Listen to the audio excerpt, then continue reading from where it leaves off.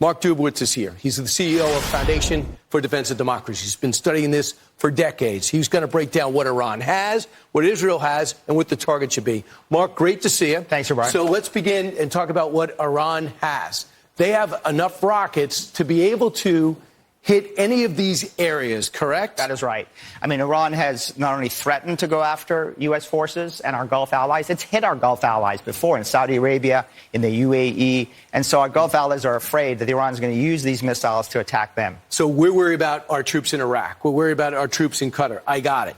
But do you think that they would hit a Gulf state in order to, I guess, throw it off, put pressure on other countries to stop Israel from hitting them? Not only do I think so, they've actually threatened to do so, and they've already done so. So that's exactly the way that they want to involve the Gulf allies, put pressure on the Gulf allies, and try to deter our involvement. So you hear about ballistic missiles. What does Iran have? Is Israel surprised by the number that they have? Here's a look of, if you're going to go shopping, this is what Israel has put on their Amazon account.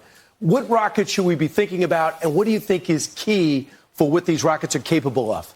Well, first of all, anything that is nuclear capable is defined as a 500-kilogram payload delivered over 300 kilometers. So that's nuclear capable. If these missiles get into Israel, and if the Iranians were developing nuclear warheads, which is exactly what Israeli intelligence said they were going to do, they could deliver not just a conventional payload, but a nuclear payload. And they've got these from the Chinese, the North Koreans, and the Russians. You know, what's so interesting is you got David Sling, you have the Iron Dome, you got 2 arrow systems, and you have a laser system, and somehow between 10 and 15% are still getting through.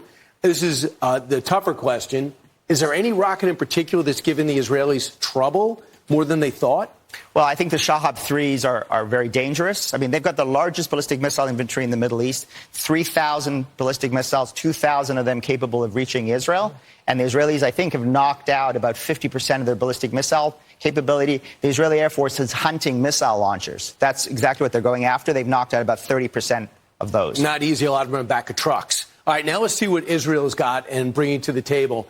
This is what they've been doing. They've been using fighter jets. They've been going about 1,000 miles, hitting different military targets, not civilian targets, although they hit state-run media yesterday. Yeah, that was a big hit. I mean, the Islamic Republic of Iran's broadcasting is not only a command center for the military, but it's also their propaganda center. And I know many Iranians were celebrating inside Iran when they took out that propaganda node. And they do believe between them expending their arsenal, Iran's arsenal, and Israel absorbing it, they now have free reign of the skies. They have no fear of being taken out by any S-300 system. Yeah, that's right. Unfortunately, missiles are getting through. I mean, the Arrow system, this 3-tier defense system with the United States and Israeli pilots up in the air shooting them down, 90% success rate, but 10% are getting through. That does a lot of damage. Khamenei, the supreme leader of Iran, Brian, has made it very clear he has commanded his military to intentionally kill the Israeli civilians. Right. He's got to change his roster. A lot of his good allies and commanders are dead. Let's take a look at what's happening here. So when they get over Iran, where are they targeting? You got Fordo, which I hear is pretty much intact, according to the IAEA. Natanz has been hit pretty hard.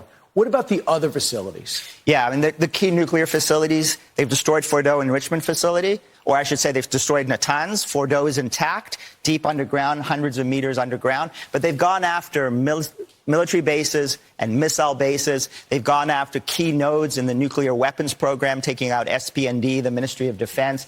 The Israelis launched this, Brian, because they had exquisite intelligence that Khamenei had ordered his nuclear weapons scientists to develop the warhead, the last remaining element of a deliverable nuclear weapon. Right, and they keep saying, we were going to continue to enrich. So if you're going to continue to spin centrifuges and enrich, why even have talks? And lastly, the defense system that is trying to keep all the Israelis safe, this is what they have, and this is what we've been helping out with. We're using our fighter jets, I think the F-35s, in order to knock rockets out of the sky as we can. But they are not putting fighter jets in the sky. They pretty much don't have an Air Force. Yeah, the Air Force has been destroyed on the ground. This is the 3-tier air defense system I was talking about. It's Iron Dome, it's David Sling, and it's Arrow. And it's a combination of also our carrier strike groups that are helping defend Israel. And if you look over your left shoulder, this is the Arrow system, this is David Sling, and this is the Iron Dome. And that laser system has got a lot of people intrigued. But a lot of times when the rockets hit, the debris also, it stops the rocket from getting to its target, but it doesn't stop the debris from hitting the ground. That's causing damage. That's right. And dozens of Israelis have been killed and hundreds have been injured. They're all in their shelters and they're still waiting for more ballistic missile and drone attacks. So do you think we should help them finish the job at Fordo? We got to help them finish the job because Fordo is deeply buried underground. That's where their enrichment facilities are. That's where they'll put their weapons scientists, their new conversion facilities.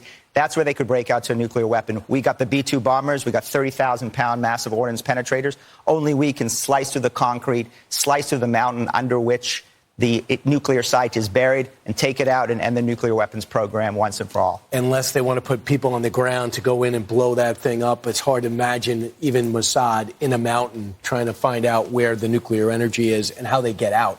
It's going to be a big time. President Trump's got some big decisions. Mark, thanks so much for breaking it down for us. Thank you, Appreciate sir. it.